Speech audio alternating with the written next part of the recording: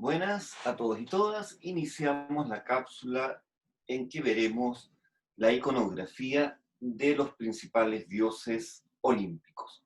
Partamos por Hestia o Vesta. Vamos a tener siempre primero el nombre griego y posteriormente el nombre romano. Hay que aclarar, sí, que los romanos tenían originalmente sus propios dioses y ellos querían sentirse los continuadores de la civilización griega. Por lo tanto, toman elementos culturales, entre esos las divinidades que tenían en Grecia, y las van a asimilar con sus propios dioses en Roma. Eso va a generar algunas diferencias en la mitología, y es la razón por la cual tenemos versiones a veces distintas e incluso contradictorias dentro de los mitos de estos dioses. Hestia o Vesta. Se trata de la mayor de los dioses, pero también es considerada la más joven. La mayor porque es la primera hija, ¿ya? De Cronos y Gea, pero a su vez fue la primera que es devorada por su padre y por lo tanto es la última de salir del estómago de su padre en la tintanomaquia. De ahí ese título que ella lleva.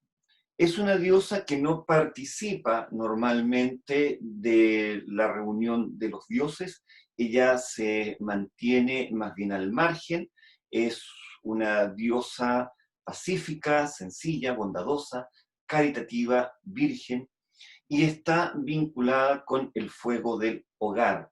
La palabra hogar viene de hoguera. La hoguera, el fuego en que se cocían los alimentos.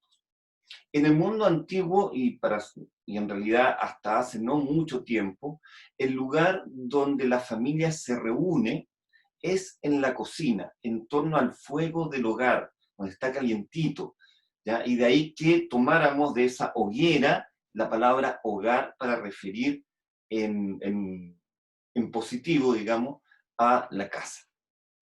Y era además protectora de suplicantes, sobre todo bajo su forma de Vesta, en Roma.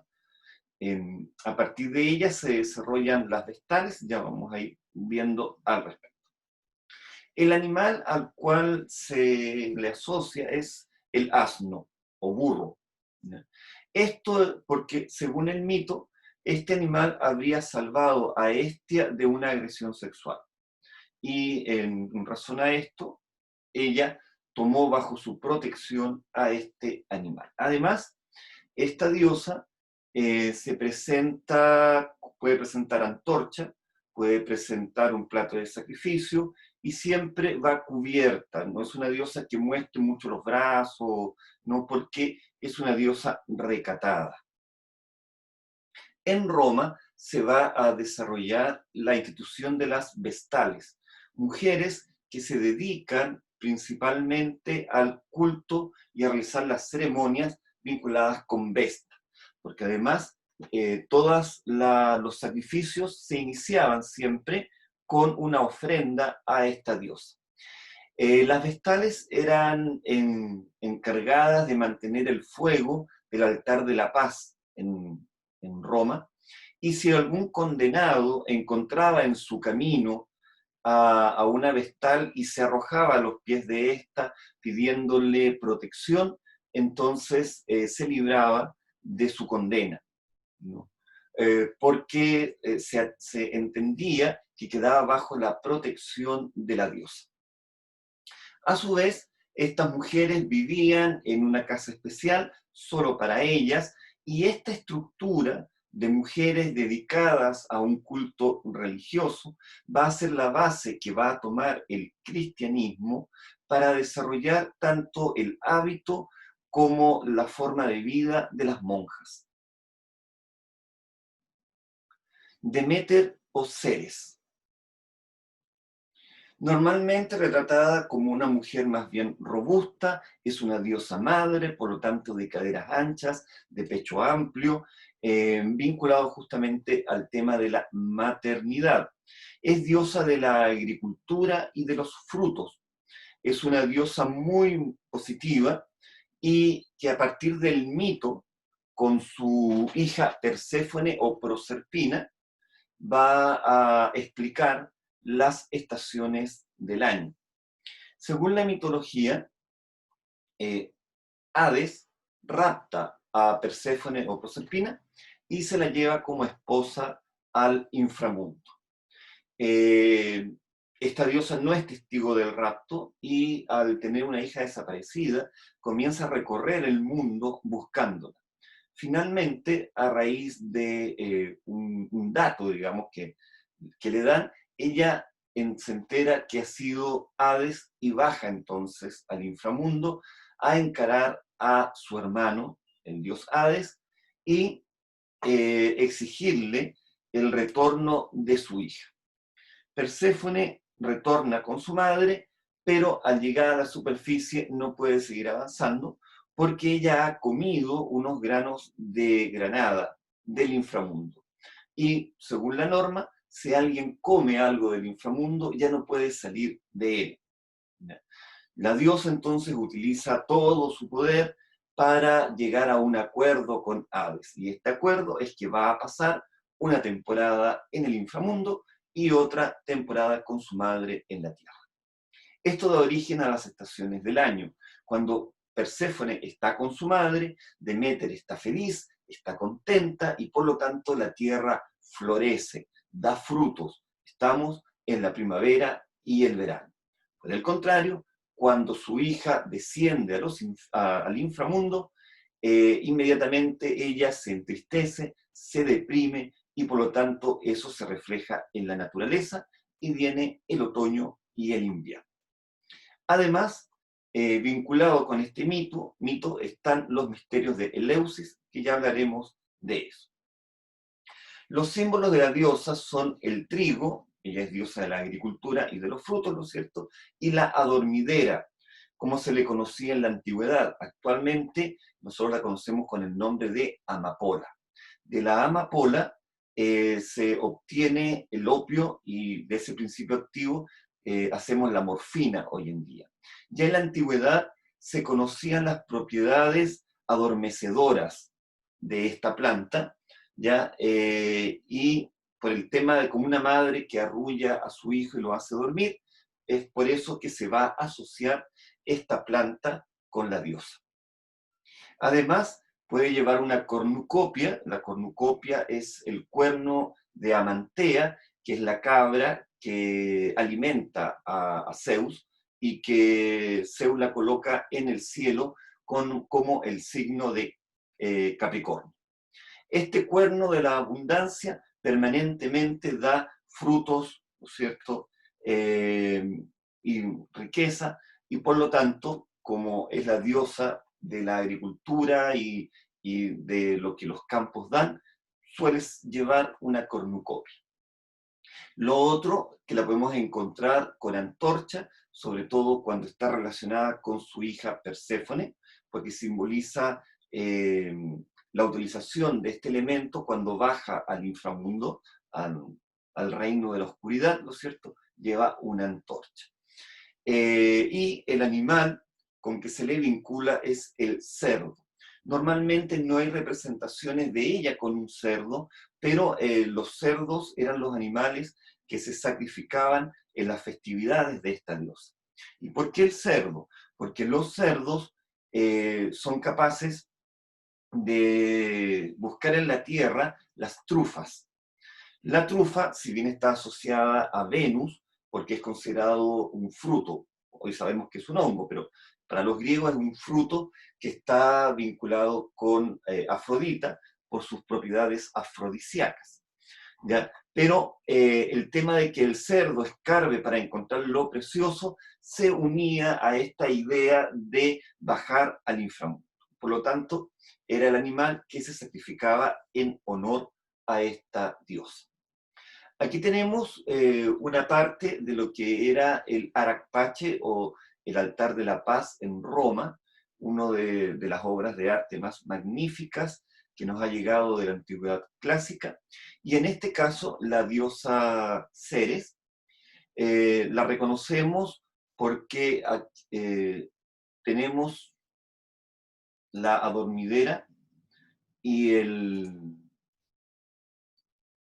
aquí está la dormidera y tenemos las espigas de trigo, aquí también hay referencia a eso, más en su falda, ¿no es cierto?, una serie de frutos, lo que nos habla de que es Ceres, pero en este caso ella está cuidando a los gemelos Rómulo y Remo porque representan a Roma, ¿no? Es la diosa que está protegiendo y dándole todo el bienestar, los alimentos, etcétera, a Roma. Y aquí tenemos el tema de los misterios de Eleus. Bueno, el personaje masculino que aparece, el muchacho que está ahí, es Triptólemo, y es quien le da el dato a Deméter de que su hija se la ha llevado Hades. Y en agradecimiento a eso, Deméter o Ceres le entrega los granos de trigo y le enseña a cultivarlo, ¿ya? Además, aquí tenemos a Ceres con un cetro cuyo extremo es una planta y a Perséfone con una antorcha. Los misterios de Eleusis es, es una parte de la religión griega que tiene que ver con el ocultismo, que tiene que ver con la comunicación con los muertos. Y esa asociación se hace porque Perséfone, al pasar una temporada en el infierno y después volver a la tierra, trae ese conocimiento del inframundo, ese conocimiento del mundo de los muertos, ¿ya? De tal manera que está vinculado a ese tema. Hera o Juno. Hera o Juno es la reina y señora del Olimpo, es la esposa, ¿no es cierto?, de Zeus, y está vinculada al matrimonio, la fidelidad, la fecundidad y la familia. Sus atributos principales son la corona cilíndrica o diadema, que se aprecia en las imágenes de esta diosa. Hay algunas diosas que también pueden usar diadema, pero si hay una imagen con esto, es muy probable que se trate de la reina del Olimpo, ¿ya? Además de eso, suele llevar un cetro o un bastón de mando y asociada con la granada. En la imagen que tenemos aquí, la punta de su cetro lleva ahí una granada. Y además una patena, que es este platito para sacrificio. Este platito se utiliza aún hoy en día en la religión católica y es donde se coloca la hostia consagrada, ¿ya?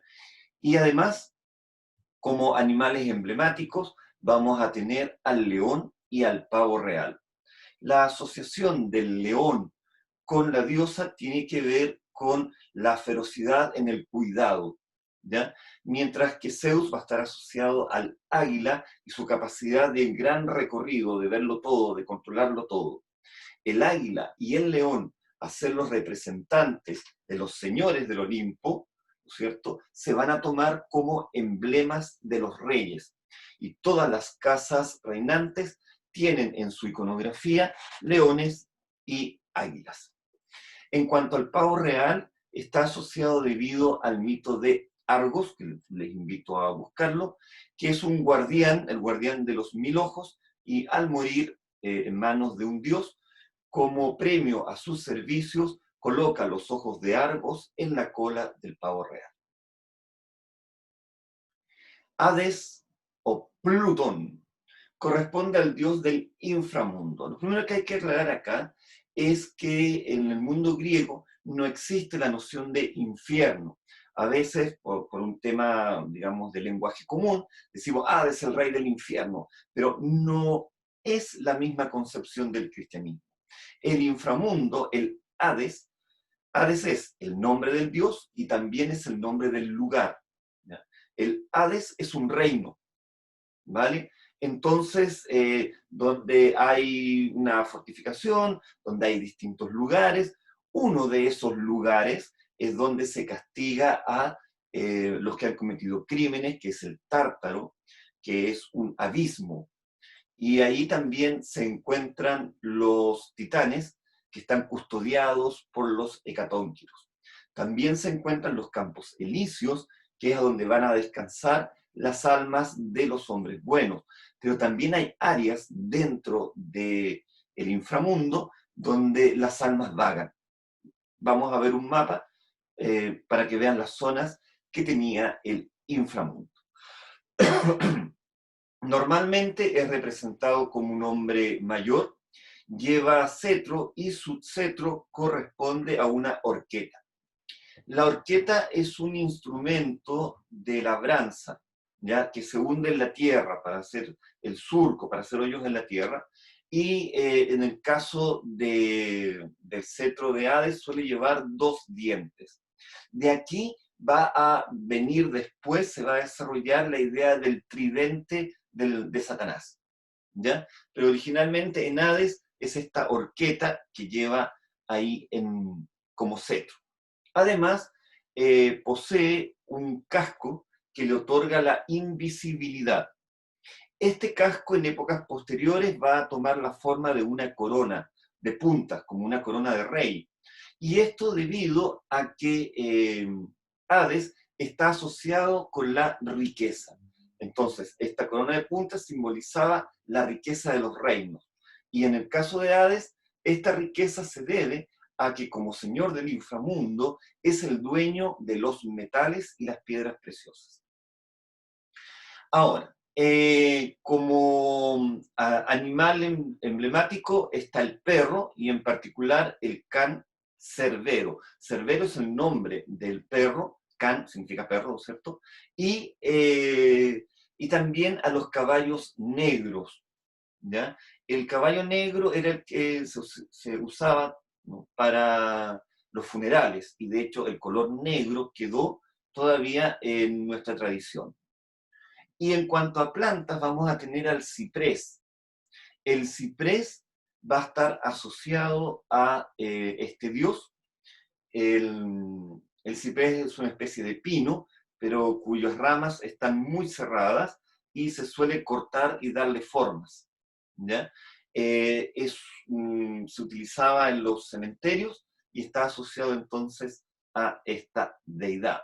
Por supuesto, con esta deidad está relacionado el mito de Perséfone, que es raptada por él para hacerla su esposa, como tenemos aquí en esta magnífica escultura de la época barroca, ¿ya? Y aquí vemos también a Hades portando esa corona de puntas como una corona de rey y Cancerbero a su lado. Aquí tenemos el mapa del infierno, una serie de ríos, los más importantes, el Estigia, el Aqueronte, el Cosito, ¿no es cierto?, el Lete. El Lete o Leteo era muy importante porque es el río del olvido. Las almas, que aquí las vemos aquí en la orilla, una vez que beben las aguas del Leteo, olvidan su vida pasada, ¿ya? Y simplemente disfrutan del Eliseo. Las almas, de acuerdo a algunos mitos, llegan a través del Estigia hacia el inframundo. Ahora, Hades no es la muerte es Thanatos, ¿ok? Hades es el señor del inframundo, pero no es la muerte. Y una vez llegado aquí, tenían que cruzar el río Aqueronte, y para eso había un barquero que se llamaba Caronte, quien llevaba el alma hasta la otra orilla. Y para pasarlo, el muerto debía entregar un dinero. Por eso es que en la tradición griega se le colocaba una moneda en la boca al muerto.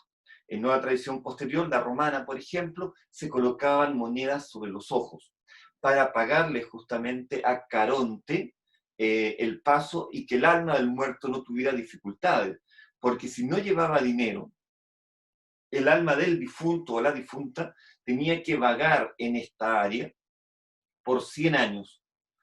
Y luego de eso, Caronte accedía a llevarlo a la otra orilla. En la otra orilla llegaba al campo de Asfodelos, que estaba a cargo de uno de los tres jueces del tribunal de Hades. Los tres jueces son Minos, a cargo del Asfodelos, Radamantis, a cargo del Tártaro, este es el lugar de castigo, y Eaco, que estaba a cargo del Eliseo, el lugar de las almas de los justos. Una vez llegado a la explanada del juicio, ahí estos tres reyes míticos que estaban en el inframundo servían de jueces. Hades no juzgaba, él era el que presidía el juicio, pero el juicio lo realizaban estos tres personajes que hemos mencionado. Si el alma era considerada de una persona mala, ¿no es cierto?, iba al Tártaro, y si era el alma de un justo, pasaba a los campos elíseos, atravesando la mansión o casa de Hades. Como se pueden dar cuenta, hay toda una estructura como un reino, no es el concepto de infierno que tenemos. Ahora, eh, la relación o el matrimonio, digamos, entre Hades y Perséfone no dio hijos, pero en algunas tradiciones dicen que sí, y que las hijas de Hades serían las Erinias o Furias, mujeres terribles, llenas de serpientes, que acosaban a los hombres y mujeres que habían cometido algún acto malo, ¿ya? Obviamente de proporciones. Cada una de las furias se encargaba de acosar a un tipo de pecado, vamos a decir entre comillas. No es justa esa concepción para la época de los griegos antiguos, pero para que nos entendamos, con remordimientos, atormentándolos en el sueño, y llevan antorchas porque ellas daban luz, mostraban, ¿no es cierto?, estos crímenes cometidos. Si bien es solo una de las tradiciones que habla de las Erinias como hijas de Hades, sin lugar a duda están relacionadas con el inframundo, ya que ellas vivían en una especie de área de vapores dentro de este reino.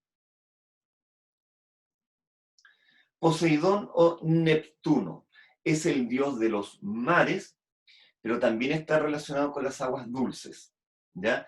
Es el más enojón, ¿no? Tiene ataques de ira, y esos ataques de ira se demuestran a través de las tempestades, las marejadas, a través incluso de terremotos, ¿ya? Las tormentas, todo eso reflejaba el enojo de Poseidón o Neptuno, que era bastante dado a esos enojos.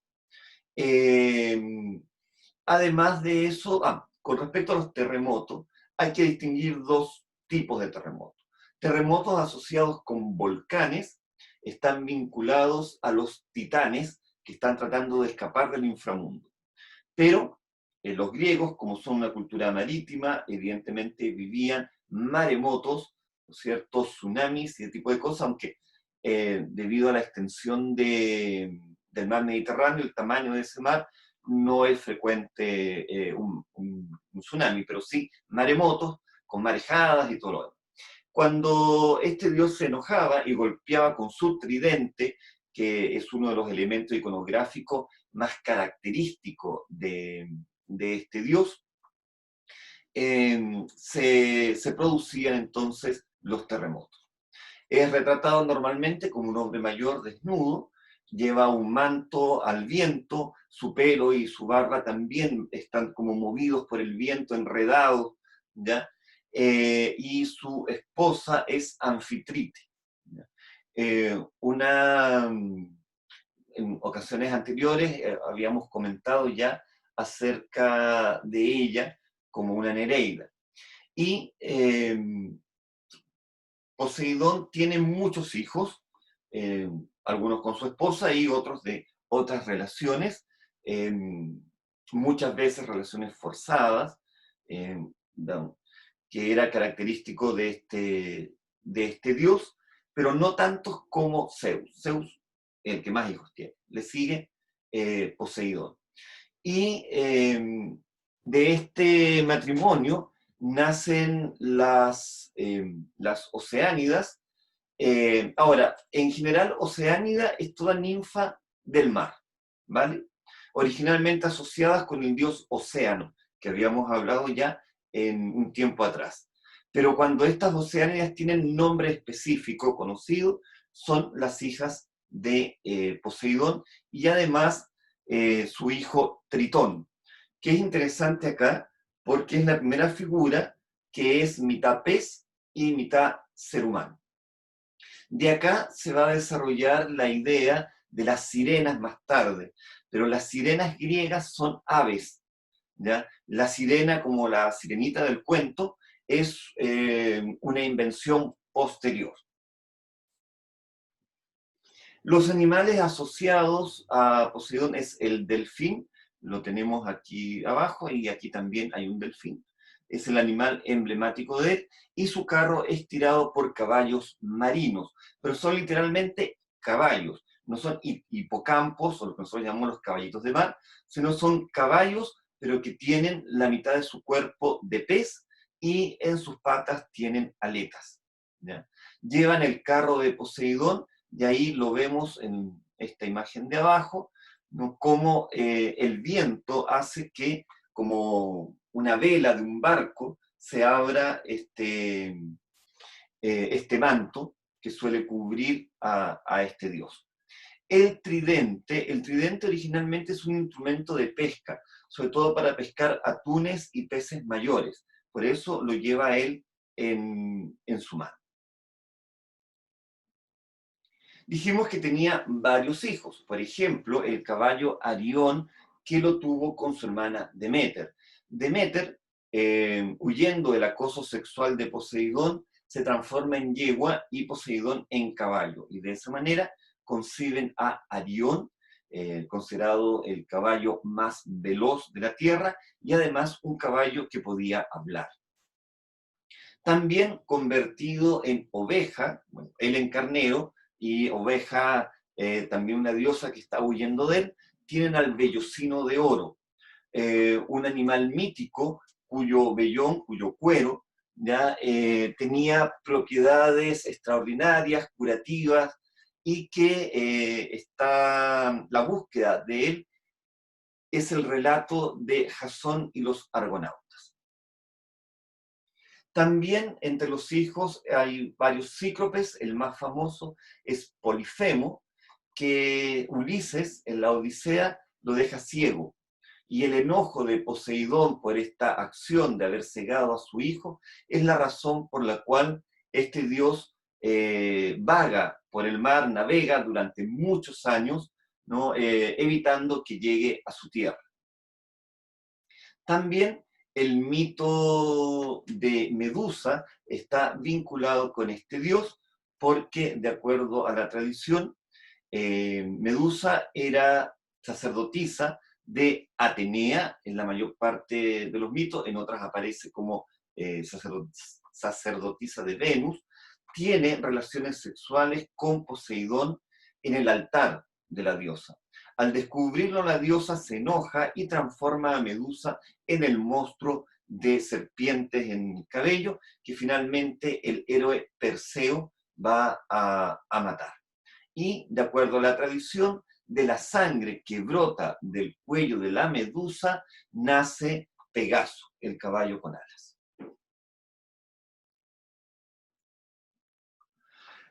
Zeus, Júpiter. Es quizás el más conocido y famoso de todos los dioses, era el padre de los dioses. Este concepto de padre de los dioses lo tenemos que entender en un sentido romano, padre, pater, como el pater familia, que hemos hablado en cursos anteriores. Por lo tanto, es el jefe de familia, ¿ya? Por ser el dios que libera a sus hermanos y quien lidera la titanomaquia, está por sobre todos los demás dioses, ¿ya? es el cabeza de familia, señor del Olimpo. Y de aquí, y por ello no tiene una esfera de influencia única. Hemos hablado de dioses que son dioses del agua, dioses del inframundo, qué sé yo, diosa de la agricultura, pero Zeus tiene influencia sobre todas las actividades humanas. Es decir, independientemente que un griego antiguo le rezara al dios específico, igual podía buscar la influencia de Zeus para ese problema, porque al ser el pater, ¿no es cierto?, el jefe de familia, tenía que ver con todas las actividades humanas. Es el esposo de Hera, tiene muchísimos hijos, dioses, héroes, ¿no es cierto?, mucho más de los que tiene el mismo Poseidón, ¿ya? Comúnmente se le representa entronizado, pero también encontramos algunas imágenes donde está de pie. Entronizado significa sentado en su trono, ¿ya? Con un cetro. En épocas posteriores, el cetro lleva una representación del mundo, ¿ya? Y también es el portador del rayo. El rayo en las esculturas sobre todo es realizado con esta forma que vemos acá, que da la impresión como dos llamas que salen de sus manos en direcciones opuestas, porque ha tomado el rayo por el centro. Y además, su pelo y su barba van ordenados. También es un hombre mayor, pero fuerte, y su pelo va en orden, y en muchas ocasiones también puede llevar la corona de laurel, que es el símbolo de los ganadores, ¿ya? Además de eso, hay imágenes donde aparece también con la Nike, la diosa de la victoria, y su animal emblemático es el águila. Incluso el mismo Zeus se transforma en águila para recorrer el mundo. No vamos a revisar todos los hijos que tiene porque es muy extenso, sino simplemente aquellos que tuvo con la diosa Hera. Hay dos que son bastante importantes, los otros van a ser dioses menores en el contexto. Vamos a tener como un dios muy importante a Ares o Marte, el dios de la guerra, iconográficamente caracterizado por llevar sus armas, ¿ya?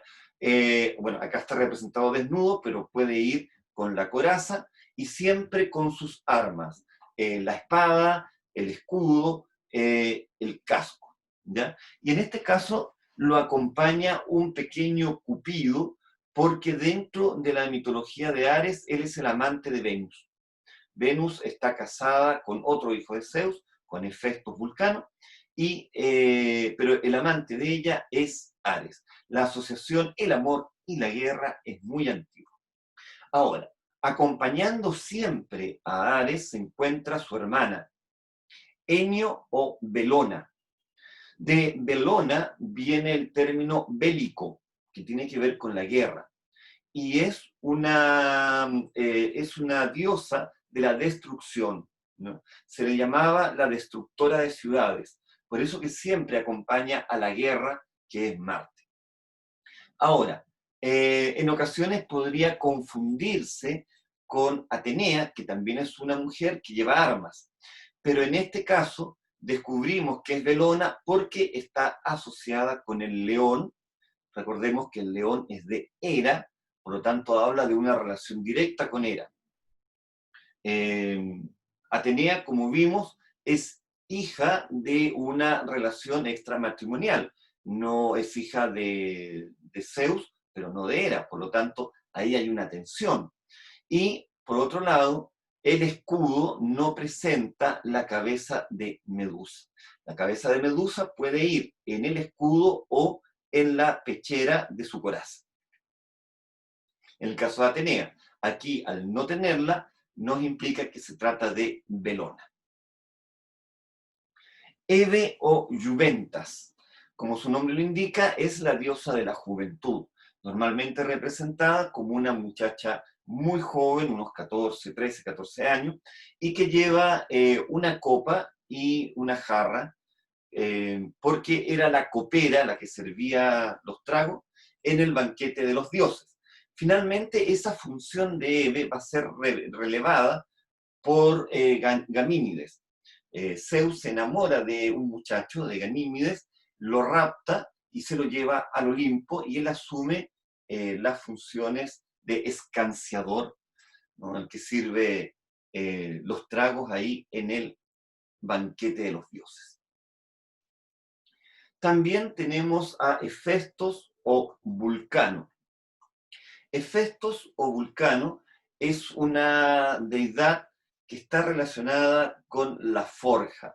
Él es el gran herrero que hace las armas de los dioses, ¿ya? Y por lo tanto lo vamos a ver siempre con sus elementos. Vamos a ver un yunque, martillo, ¿no es cierto?, asociado en su iconografía. Además de eso, es un dios que se le representa ya mayor, viejo, derechamente, y que es cojo. Para representar esa cojera, muchas veces aparece con un pie dañado. Aquí tenemos también una imagen que viene de un cuadro de Velázquez, donde lo vemos junto a Apolo, ¿ya?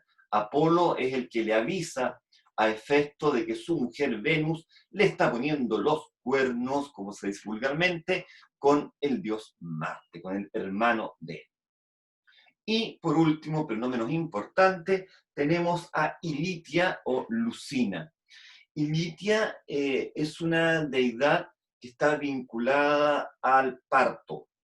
Ella ayudaba en el parto, era la comadrona, antiguamente, lo que hoy podemos entender, por ejemplo, como la matrona, ¿no? Ayudaba a dar a luz en el parto. Tanto no tiene una iconografía tan específica, pero en todas las escenas de parto solía dibujarse o mostrarse a esta mujer acompañando el momento del alumbramiento. En el caso de esta imagen, vemos a Ilitia acompañando a Zeus en el momento en que está naciendo Atenea, ¿ya? Hasta aquí llegamos al final de la iconografía clásica, por temas de tiempo, nos detenemos acá, y eso sería todo, por lo tanto, nos vemos en la próxima. Que estén muy bien.